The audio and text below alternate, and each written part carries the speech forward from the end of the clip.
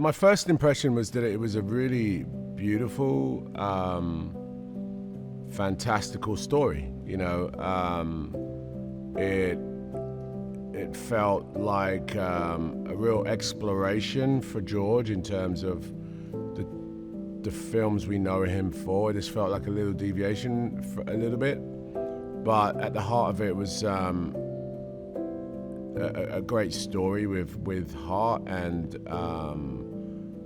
vision and a real sort of sense of nostalgia and history, beauty.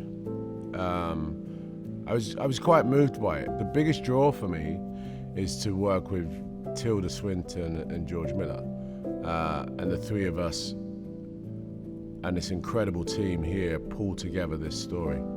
Tilda has been like an incredible partner, she's an amazing actor, a complete majestic figure, right? But not only that, she can really boil down into the very granular details of collaboration, even down to our words that we're each saying. We did many roundtables over possibly 3 years now, almost, about this character, about this story, about their relationship and such. And so working with Tilda was everything I thought it would be and more. I mean, a complete sort of gem of a working relationship, I think. Tilda and I were keen to make sure that the language, the story really affects the audience in a way that the audience will go, I wonder what I would have done. I wonder what, and George is really like, one of the things I learned a lot about from George is about storytelling and how to connect with the audience, just small details from how often an actor who's talking looks away. And while he looks away for those 2 seconds, does he lose the audience or are they drawn in for more? Just the tiniest details that really became this sort of mosaic of information that started to feed his vision and feed our performances. These stories are more than just stories. They're a way of convincing, if you like, or encouraging Alethea to understand the plight that he finds himself in and how important it is that, hey, you've got 3 wishes, you don't want them, but I'm going to tell you these stories just to give you a little perspective. So that is a big key moment for me, and key to understand how to, to approach it. It was key to understand as a performer,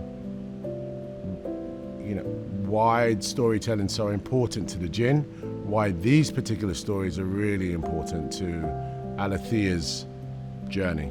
It's the stories we tell each other that shape all of this. At some point, someone said, hey, wouldn't it be great to build a skyscraper? That's a story. It's not a reality. It's like, what? A building that goes up to the sky and we can all be up there? That's like flying. Yeah, it'd be like flying, but it would save space. Instead of going that way, we go up.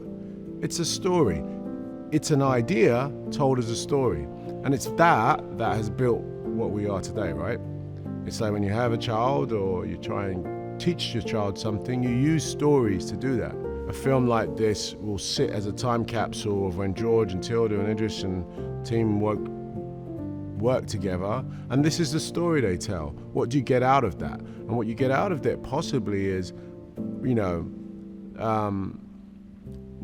it's a cautionary tale about desire. I think you get out of it that love can override, and love is very, very important. Love is a 4-letter word, of course, but it's an emotion that we can only categorize by calling it love.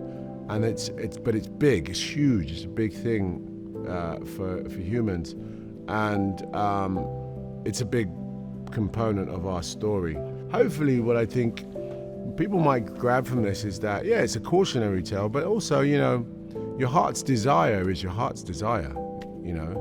It's your heart's desire. No matter how many wishes or fairy godmothers come along or whatever, jinns, it's only you that can make what you want.